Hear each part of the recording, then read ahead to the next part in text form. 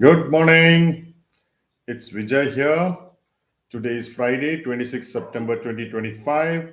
Welcome to yet another episode of Pre-Market Commentary. I don't know whether people will feel it's a good morning because things have been very rough, especially the last 5 days. And a lot of people must be saying, thank God it is Friday. Let's look forward to the weekend because at least the bulls will say that. The bears will be looking forward to today as well as on Monday. A lot of things have happened today. In fact, today is virtually the 1 year ago, uh, we had the Nifty hitting an all-time high. That's I think was on 27th November. Today, tomorrow is the holiday, so we can say it's the first anniversary of the all-time high. And look at the hopelessness which is prevailing in Indian markets. Now it's like a wound which has been put salt on it when you see global markets doing very well, whereas Indian markets seem to be going nowhere. But that is how the markets are. Our time also will come. I think we need not be that hopeless as what we are today. This tide also will turn. As they say, this too shall pass. But right now, we have to undergo this, horrendous time where we are going to get mocked by everybody. If you are a bull, especially if you are a Indian bull in the general category, I would say sectors. You forget specific sectors like metals, there it is okay, but otherwise by and large you are in trouble, especially in IT and pharma today.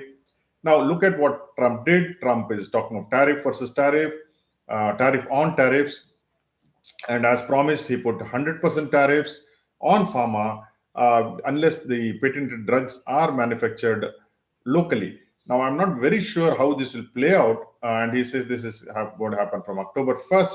I am not sure how this will play out because most of the patented drugs are coming from Europe, and he has signed a deal with them. So how will they be, tariffed? As far as India is concerned, we are only exporting generic drugs. So if you look at branded patented drugs, I don't think we should have that much of a problem. However, I will go through what the experts say during the day. My first impression is we will get affected, but not as much as the market is fearing. Uh, then he's also put a 50% tariff on kitchen cabinets, bathroom vanities, and associated products. I don't know whether we are any listed companies there which have got a great exposure to US. And tariffs on upholstered furniture also 30% tariffs. I think there's a company called Stanley Lifestyle which is exporting to US. Then he's done a 25% tariff on all heavy trucks made in other parts of the world. I think the Kalyani Steel, those come Bharat Forge, I think exports heavy duty trucks, and JLR also must be exporting some trucks, some heavy duty trucks. But again, that JLR is coming under the UK US deal, so I don't know how that will get affected. But nevertheless, now they bought Scania, so that may also get affected. That entire export of Scania may get affected under JLR. So he has created such a ruckus in the markets. Every day is creating so a lot of uncertainty. Market does not like uncertainty, but that is the way it is. So as I said, in Nifty closed 5 days in a row down. We had declines outnumbering advances 2.5 to 1. We had all sectors excepting metals did well yesterday. Some shipbuilding stocks rose because government is putting some 65,000 crores or something over the next 10 years. Tata Motors fell because JLR, cyber attack was there on JLR. Now, what is surprising is they have not taken insurance against cyber attack. A large company like JLR, which is having a lot of electronics, cannot take an insurance on their systems is a really sad story. So that may still be under pressure. HAL did well. Hindustan Copper was the star of the day. We hold Hindustan Copper. I mentioned this as copper is the new gold in April, and we have continued to hold since April. We think it's a long way to go because of the mine disaster in Indonesia, where 3% of the global supply has been taken off. Polyclabs, Polycab promoters made good their money. They took away 850 crores, dumped it on poor mutual fund investors. But that's the way how it is. Realty stocks were under pressure, God knows for what. But nevertheless, that was one significant sector. FIs continue to sell close to 5,000 crores. DIF, after a long time, they have now gone ahead and ahead of FIs, buying a little more than 5,100 crores. So if you look at net institutional activity, is positive. Globally, all markets fell down, including US, Europe, and Asia. But the futures in US are up, so we have to see how the things pan out. As far as commodities are concerned, oil went up nearly about 1%. Gold almost hit a new high. Silver has gone to a 14-year high. Copper did very well, especially in the closing part of our session. Then Accenture reports came. Accenture reported. Accenture is considered a bellwether for Indian IT because it's in the same business.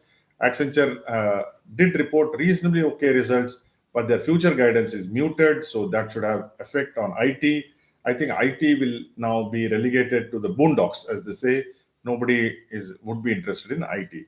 Looking at specific stocks, L&T had a petition with Telangana government that they could not run the Hyderabad metro with the kind of costs, and Telangana government has decided to take over L&T's role, and so L&T is being paid a compensation of 2,000 crores.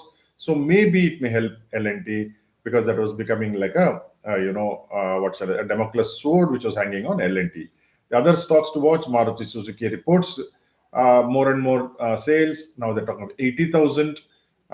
So that should do well for auto sector, specifically Maruti. Ather Energy, they got a nod from the testing agency for heavy rare earth free motor, so that should do well. Then there's a small company called Segal India, got a 509 crores from GMAD, that may be in focus. So as I said, there are some neutral observations like Bharat Forge, RK Forging, Sona, BMW. They will have some impact, but not too much. We have talked of Tata Motors, L&T, Wari Energies. Wari Energies, US is probing Wari Energies for evading short solar tariff duties. So all solar companies which are claiming to export to US, or sorry, which are exporting to US, will be under the scanner. Wari is the number one. It is the largest one there. Negative, as I said, Sun Pharma, Biocon, Lupin. So many stocks may come under negative focus, but we still have to see, because Biocon, as far as I know, has an establishment in US. Same thing with Piramal Pharma, also as an establishment. So how will US consider the products of these two companies is we have to watch. So this is what the market is today. It looks hopeless. So on every rally, people are selling, and rightfully so in many sectors like IT, even in FMCG, and now they will attack pharma. So there are very few places to hide. We have moved about nearly 60% of our portfolio now into metals, precious metals about 40, 45, and 15% in Hindalco and the mining company NMDC.